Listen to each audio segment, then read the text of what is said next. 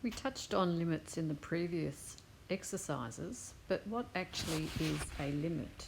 Well, here's a definition for you. The limit of a function f of x is the value that f of x approaches as x approaches a given value. Obviously, a lot of words there. So when we do some examples, we'll get a better understanding there of what we're actually on about. Putting it mathematically, the limit as x approaches a for a function f of x is equal to p. And that means as x approaches a value of a, f of x approaches a value of p. So let's have a look at this first example. We're told that f of x is 3x squared, and we're wanting to find the limit as x approaches 2. So think about x approaching 2 on your graph for 3x squared. So here's the graph, and there's x equal to 2. And it doesn't matter which way we approach x equal to 2. What we're looking for is what is that value of f of x? What is that y value?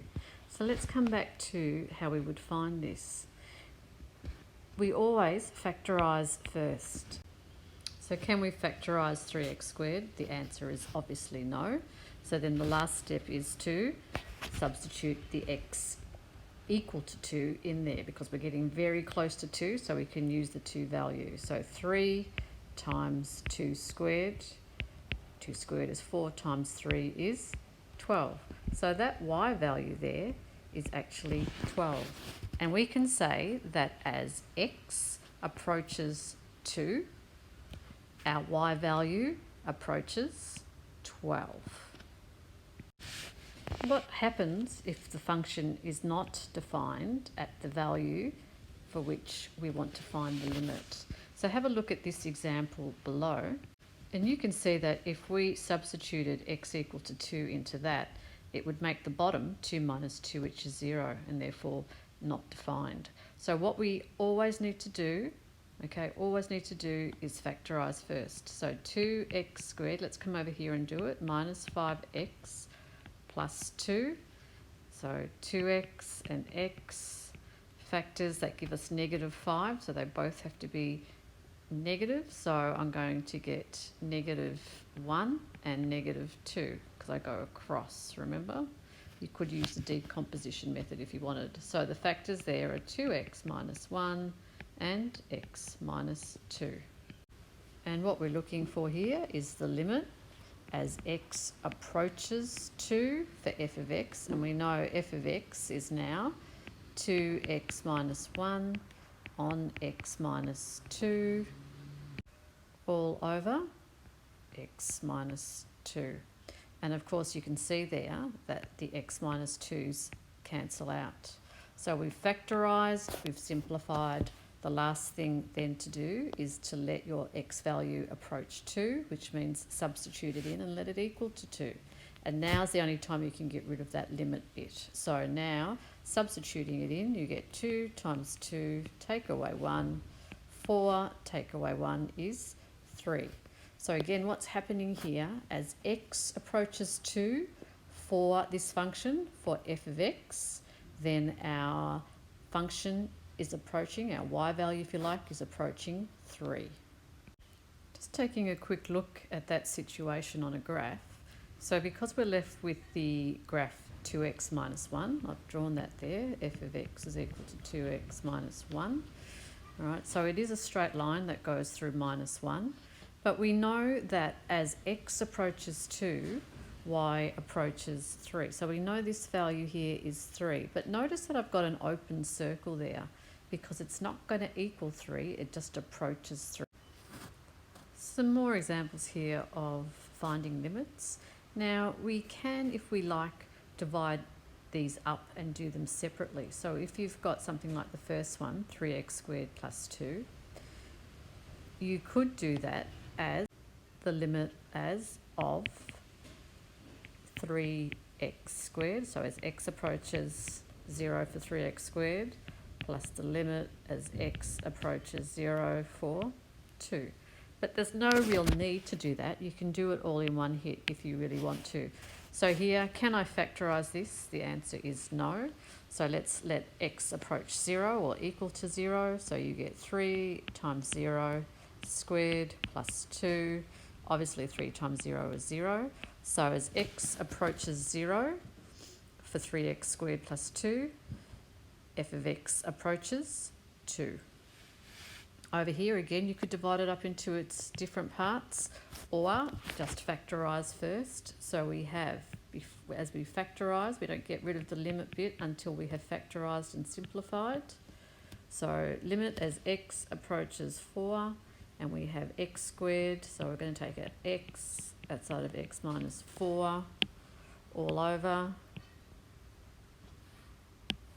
x minus 4, and the x minus 4's cancel out, and we're left with the limit as x approaches 4 for x. So let's let x equal to 4, and that's what we end up with. So the limit of x as x approaches 4 for that function, which simplifies to x, is equal to 4. Next one, same thing, you could do it separately or one hit. So let's factorise. So limit as x approaches 2, and we have x squared minus x minus 2, which would be x minus 2 times x plus 1 all over x minus 2, and again our x minus 2's are cancelling out, and we have the limit as x approaches 2 of x plus 1, and now we can get rid of the limit as we substitute in, and so substituting in the 2, you get 2 plus 1 is 3. So as x approaches 2, f of x approaches 3. Last one. Okay, again we could do it like this. Limit as x approaches 3 for 2x minus 3 times the limit as x approaches 3 for 3x plus 2. Or we could have done it in one hit, but whatever, it's the same answer. So let's do the first bit. As we can't simplify that down, we can't factorise it, so let's substitute in the 3. So 2 times 3 is 6, 6 minus 3 is 3, and for the second bit, substituting in 3 again, 3 times 3 is 9, 9 plus 2 is 11, and so it is 33. So as x approaches 3, f of x approaches 33. So last one here, let's come over here and factorise this first. X squared minus 7x plus 10, x and x, factors of 10, which give you negative 7. So they're going to be 5 and 2, both of them are negative, and so our factors are x minus 5, x minus 2. So over here we have the limit as x approaches 4, and up the top we have x minus 5, x minus 2 all over, and again x squared minus 25 is x plus 5, x minus 5, difference of perfect squares. So what do you have there? You've got the x minus 5 and the x minus 5 cancelling out, and so you have the limit as x approaches 4 for x minus 2 over x plus 5. And now that we can't cancel down anymore, we will substitute in, and we get 4 minus 2 is 1, and 4 plus 5 is 9, so it becomes 1 over 9. So that tells us that as x approaches 4, f of x approaches 1/9. A few more examples here. We're not necessarily always going to use x. We have used h in the past. So this first one is the limit as h tends towards 0 of 4h minus 2. So let's do that one. We can't factorise anymore for 4h minus 2, so we're just going to substitute h equals 0 straight away, and so we get 4 times 0, take away 2, and so it is negative 2. So as h approaches 0, f of h, if you like, would approach -2. For part B here, limit as x approaches 3. Now we could break this down into two parts, or you can do it in one bit. Again, it's not important which way you do it, you'll end up with the same result. So I can't factorise because it's already factorised, so let's substitute in, and I get 2 times 3 outside of 3 times 3 plus 2. And of course that is 6 outside of 9 plus 2, which is 11. And 6 times 11 is 66. So as x approaches 3, f of x approaches 66. And of course the last one here, x is approaching 3, so we want to find the limit for f of x plus 2 on x minus 2.